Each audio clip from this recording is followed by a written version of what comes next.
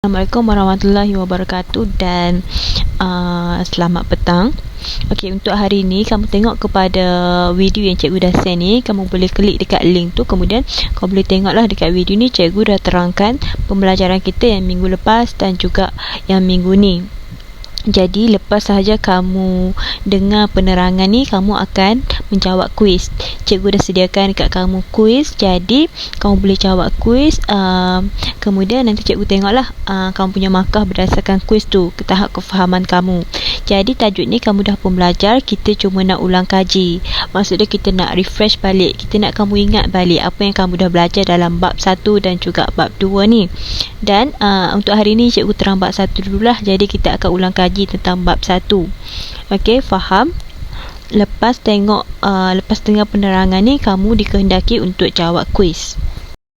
Seterusnya kita start dengan sendek pembelajaran kita pada minggu yang lepas, yang cikgu dah pun send dekat dalam grup WhatsApp kamu slide pembelajaran kita, iaitu 1.1.6. Kita akan belajar mengenai kriteria reka bentuk yang baik, dan kita juga akan tengok macam mana kita nak bina objek asas untuk kita gunakan apa. Okey, first sekali kita akan tengok gambar dulu. Apa itu yang dikatakan dengan objek asas? Pada pendapat kamu, apa yang kamu faham tentang objek asas? Apa yang kamu ingat lah? Maksud dia kamu dah pun belajar dengan cikgu kamu, dan apa yang kamu ingat tentang objek asas? Siapa-siapa boleh terang tak? Okey, so disebabkan cikgu buat video, jadi tak ada lah penerangan daripada kamu, tak ada sesi komunikasi lah antara cikgu dengan kamu. Jadi cikgu terang je, objek asas tu iaitu objek yang kamu dah belajar. Geometri, tahu tak geometri? Geometri tu yang kamu dah belajar dalam matematik, yang kita gunakan dalam kita aplikasikan dalam reka bentuk. Okey, kita ada objek asas tu, bentuk-bentuk yang basic, bentuk-bentuk yang perlu kamu ketahui lah. Contohnya kita ada circle tu bulatan. Lepas tu kita ada oval tu macam telur ayam tu kan. And then kita ada triangle tu bentuk segitiga. Kita ada juga square, segi empat. Kita ada trapezium. And then kita ada diamond tu macam bentuk permata tu, kau boleh tengok dekat gambar tu lah, ataupun kamu boleh refer dekat dalam buku teks kamu. Dan kita ada bentuk rhombus, and then kita ada bentuk segi empat, parallelogram tu. And then kita ada rectangle, pentagon, hexagon, heptagon, octagon. Yang tu semua dia bentuk sisi lah. Maksud dia macam contoh, kalau pentagon tu ada berapa sisi, macam mana kamu nak bilang sisi, semua tu kamu dah belajar dalam matematik. Untuk kita bilang sisi, kita bilang berapa dia punya dia punya garisan tu. Contoh dia pentagon, kita ada 5 sisi, and then hexagon kita ada 6 sisi. Itu kita ingat berdasarkan sisi dan juga dia punya nama. Ini kita ada heptagon, kita ada octagon tu 8, nonagon 9, dekagon 10. Ini semua bentuk dalam matematik, bentuk geometri yang kamu dah belajar dan kamu cuma perlu aplikasikan dalam reka bentuk. Maksudnya macam mana kamu nak hasilkan satu reka bentuk tu, kamu kena gunakan bentuk-bentuk asas ni lah, objek-objek asas. Next slide, kita boleh tengok dekat situ. Contoh dekat situ ni adalah contoh gambar lah. Contoh macam mana dia aplikasikan daripada bentuk asas yang kita dah tengok tadi. Bentuk asas tu, and then dijadikan satu reka bentuk yang baru. Contoh kau boleh tengok dekat situ kotak hadiah tu kan. Kotak hadiah tu dia terhasil daripada bentuk asas yang dia pakai, iaitu bentuk segi empat. And then bentuk segi empat tu dia ubah suai dari segi kreativiti, and then dia tambah suai inovasi. Jadilah dekat dia kotak hadiah. Dia punya bentuk asas dia terhasil daripada bahan asas, iaitu segi empat tempat je. And then kita boleh tengok juga dekat yang bulatan tu kan, bulatan bentuk orang saji tu, itu kita boleh hasilkan dia melalui bentuk bulatan, circle ataupun bentuk oval. Ni kita tambah dia punya hiasan, kita tambah dia punya kreativiti, inovasi. Jadilah kat kita lampu, jadi kat kita orang saji, macam tu lah. Next pula kita tengok 1.1.6 iaitu kriteria reka bentuk yang baik. Apa itu yang dikatakan dengan reka bentuk yang baik? Kriteria apa yang kita perlukan? Kriteria tu bermaksud ciri. Ciri apa yang kita perlukan? Contoh macam kamu, kalau nak jadi murid yang terbaik, ciri apa yang kamu perlukan? Perlu ada dalam diri kamu. Contoh dia perlu rajin, perlu bersemangat nak belajar kan, perlu rajin buat latihan. Itu adalah ciri-ciri untuk jadi pelajar yang cemerlang. Tapi kalau dari segi reka bentuk pula, kita tengok dekat situ kriteria apa yang nak jadikan reka bentuk kamu tu menarik. Yang pertama, kita ada kecenderungan inovasi. Yang kedua, kita ada kreativiti. Yang ketiga, keaslian reka bentuk. Yang keempat, kekuatan kualiti dan kebolehpasaran. Dan yang kelima, ergonomik. So kita tengok satu-satulah apa yang dimaksudkan dengan inovasi, kreativiti, ergonomik dan sebagainya. Kita tengok dulu yang pertama iaitu kecenderungan inovasi. Okey, untuk inovasi ni dia bermaksud dekat sini sesuatu barang tu dah pun ada, cumanya kamu inovasikan. Inovasi tu maksudnya kita tambah baik. Kita tambah baik produk yang dah sedia ada supaya produk tu menjadi lebih unik, lebih berdaya saing. Macam tu. Bukan kita reka produk yang baru tau. Ingat tau, inovasi dengan kreativiti sesuatu benda yang berbeza. Untuk inovasi ni kita tambah baik produk yang sedia ada. Contoh dia kalau kamu nak senang tengok iPhone. Okey, iPhone. Pernah tengok kan iklan iPhone apa semua tu kan, iPhone terbaru yang keluar kan, iPhone 13, iPhone 14, iPhone 13 Pro lah yang terbaru sekarang ni. Kita tengok dia sebenarnya pengubahsuaian dari iPhone yang lepas. Maksudnya iPhone telefon pintar iPhone 10 contoh dia. And dia ubah suai, dia tambah fungsi yang lebih sikit, dia tambah kreativiti lain, dia ubah suai dari segi kamera, dia ubah suai dari segi warna. Itu adalah inovasi lah. And dia hasilkan satu produk baru. Lepas dia dah ubah suai semua tu, dia tambah kreativiti, dia tukar dari segi kamera, dia tukar dari segi dalaman dia, fungsi dia, jadilah dekat dia satu produk baru. Itu yang kita panggil dia inovasi. Okay, nak senang lihat, itulah inovasi.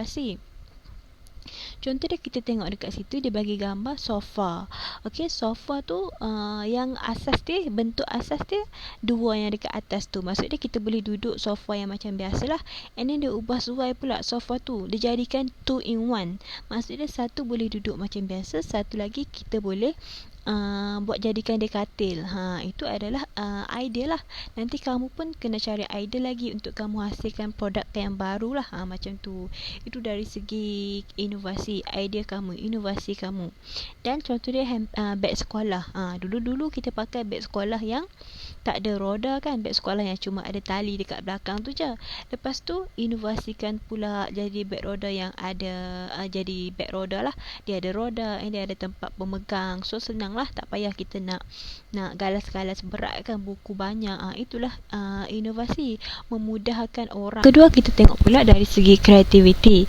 Untuk kreativiti ni dia berlainan dengan inovasi. Kalau inovasi tadi cikgu cakap apa?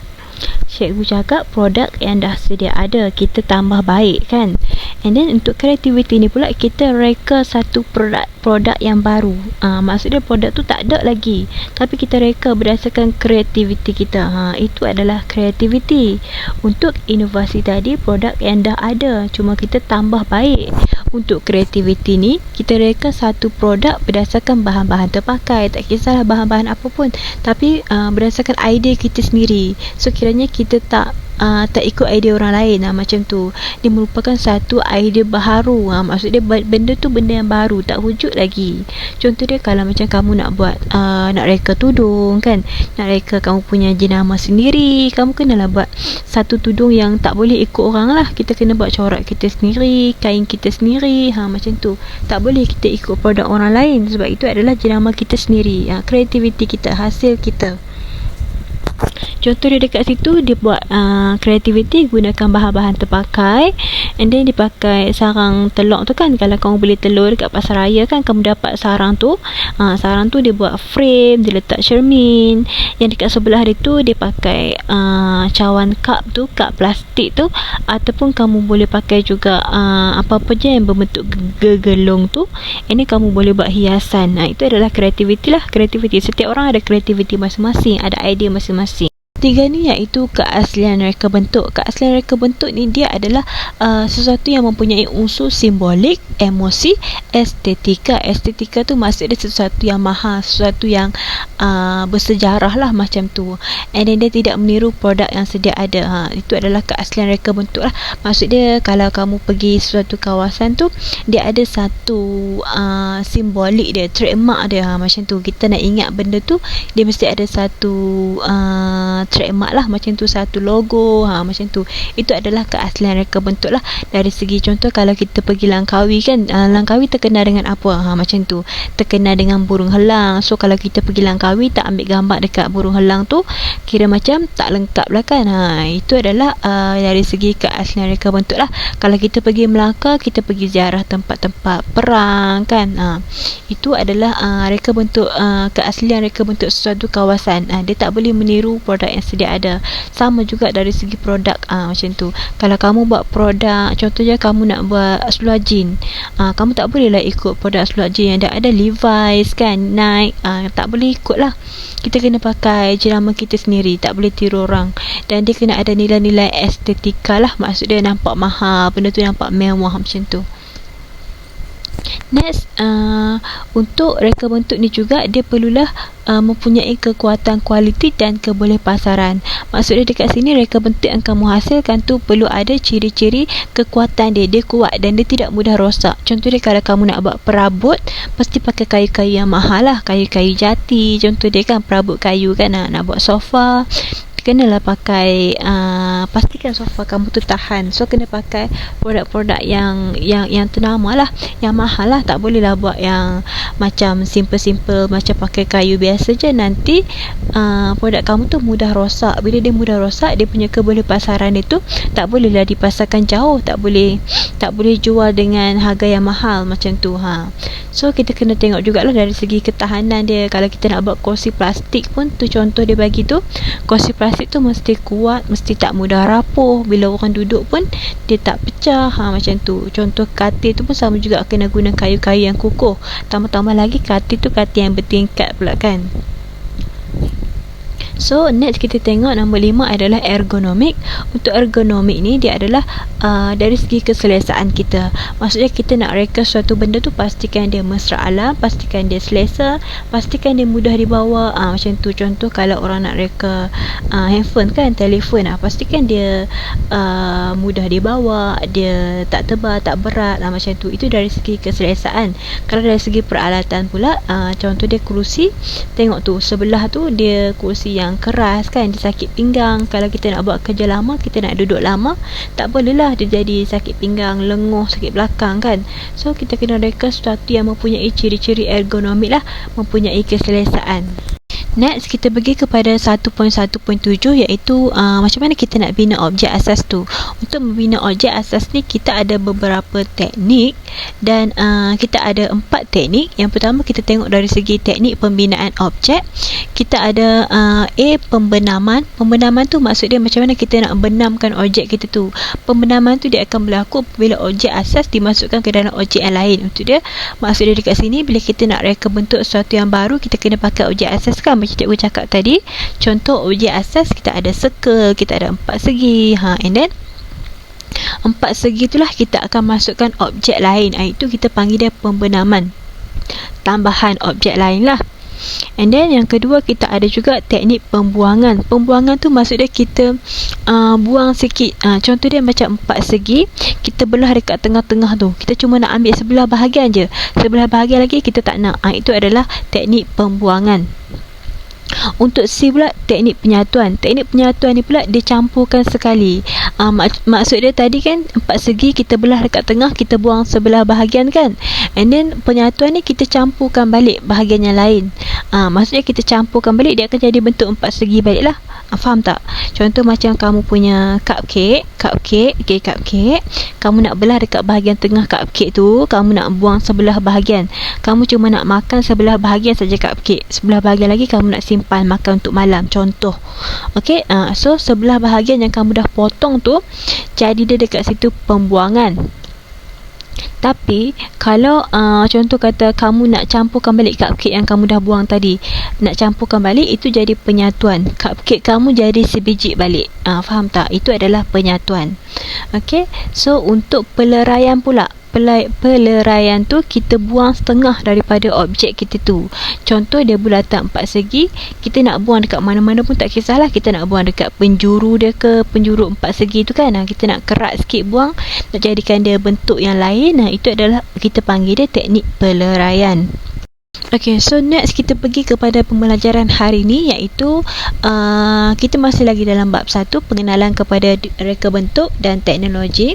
Kita akan tengok standard kandungan yang kita akan belajar, iaitu kita akan belajar mengenai kepentingan reka bentuk dan teknologi. Dalam tu kita akan tengok apa kepentingan reka bentuk dan teknologi, dan kita akan kenal pasti dia punya peranan reka bentuk tu. Untuk next kita tengok dulu kepentingan reka bentuk ni.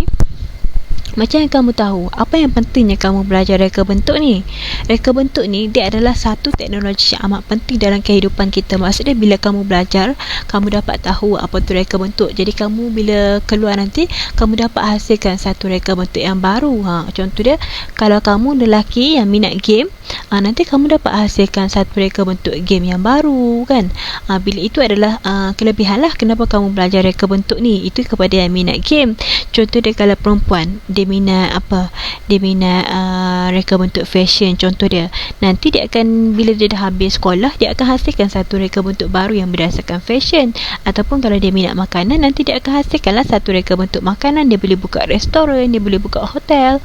Itulah kepentingan dia, sebab apa kita perlu belajar reka bentuk ni. Ia akan menjadikan kehidupan kita lebih mudah. Kalau kita tak belajar, kita tak tahu apa benda tu reka bentuk. Macam tu. Kita tengok senarai kepentingan reka bentuk. Reka bentuk ni dia juga akan menyumbang kepada pengembangan teknologi moden.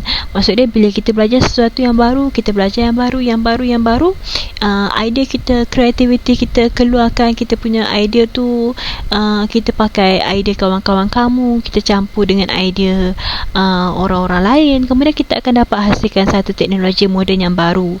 Seterusnya dia akan meningkatlah, kita punya teknologi moden akan semakin meningkat bila adanya penyumbangan idea daripada pelajar-pelajar macam kamu ni lah. Okay? Kamu ni pelajar yang ramai, bila masing-masing pakat menyumbangkan idea, jadi kita akan dapat hasilkan satu teknologi yang baru untuk negara kita. Dan seterusnya bila ada teknologi baru, kita akan dapatlah menyumbang kepada pembangunan sosial. Kita akan dapat menaik taraf kita punya negara kita, and then kita akan dapat menyumbang kepada pembangunan sains, pembangunan perniagaan. Perniagaan pun akan semakin maju bila ada teknologi moden yang baru. Contoh dia, bila kamu cipta sesuatu mesin, kamu cipta kegunaan untuk industri, jadi nanti kamu punya industri perniagaan akan semakin bertambah majulah sebab adanya mesin-mesin yang terbaru. Kita tak perlu nak import daripada negara luar dah, sebab negara kita pun dah boleh keluarkan mesin-mesin yang canggih. Dan untuk memenuhi kehendak individu dan masyarakat, seterusnya kepentingan dia lagi adalah untuk memudahkan urusan kerja, untuk memupuk nilai inovasi kreatif yang kita belajar tadi lah, kreativiti. Dia juga membuka peluang kerjaya. Kamu boleh jadi arkitek kan, kamu boleh reka bangunan yang baru, bangunan yang canggih, kamu boleh reka rumah-rumah yang cantik, and then kereta. Tak payah kita nak import daripada negara luar dah. Sebab itulah pentingnya kamu belajar reka bentuk ni. Dan dari segi peranan reka bentuk pula, kita ada 3, iaitu kita ada individu, masyarakat, pengeluar dan juga negara. Kita tengok dulu kepada individu, apa dia punya peranan kepada individu ni. Okey, peranan reka bentuk ni untuk individu, dia adalah individu tu dia punya pilihan. Maksud dia ada kebebasan. Dia nak beli yang mana, dia nak beli reka bentuk yang mana, itu berdasarkan kemampuan dia lah, berdasarkan dia punya tingkat gaji, berdasarkan dia punya taraf hidup. Kalau taraf hidup dia tinggi, maksud dia kaya, dia ada duit banyak, dia ada kerja besar, dia boleh beli macam-macam. Itu berdasarkan taraf hidup. Okay, so kita tak ada terhadkan kita punya untuk membeli tu, kebebasan tu kita bagi kebebasan untuk pengguna. Dia tak kisah, dia boleh beli je apa dia nak beli. Dan individu tu juga akan menjadikan reka bentuk ni juga akan menjadikan individu tu lebih kreatif, pengguna tu lebih kreatif dan juga menggunakan sumber alam secara terhad dan bijak. Dia juga dapat menghasilkan reka bentuk yang serba boleh dan kaya dengan pelbagai idea yang menarik. Seterusnya, untuk masyarakat pula, dia akan melindungi dan memelihara etika sosial, dia menyokong melindungi kepelbagaian etika budaya dan dia melahirkan masyarakat yang kreatif, masyarakat yang berinovasi, dan dia membentuk masyarakat yang bertamadun dan berdaya cipta. Untuk pengeluaran negara pula, untuk negara kita akan dapat mengeluarkan, macam cikgu cakap tadi lah, bila adanya mesin yang canggih, bila adanya teknologi yang canggih, kita dapat mengeluarkan produk tu lebih banyak, produk yang berjenama negara kita sendiri. Jadi kita bolehlah import produk kita dekat negara luar. Kita tak payah nak pinjam, tak payah nak beli mesin daripada luar dah, sebab negara kita pun dah ada mesin yang canggih. Jadi kita boleh keluarkan produk yang banyak, dapat meningkatkan pendapatan negara lah kan. Of course kita dapat duit yang banyak bila kita import, export, kita pasarkan kita punya produk kita dekat pasaran luar. Jadi itu adalah dapat menjadi satu aset negara yang berharga lah. So dekat situ sajalah yang kita belajar hari ni. Sekian, terima kasih. Dan ini adalah kelas kamu yang terakhir, seperti yang cikgu cakap tadi. Cikgu cakap minggu lepas, ini adalah kelas kamu yang terakhir. Jadi kamu boleh jawab kuis, dan kalau ada salah dan silap, cikgu minta maaf selama proses cikgu mengajar. Kalau kamu tak faham ke apa ke, kau boleh tanya, kau boleh WhatsApp cikgu, tak kisah. Okay.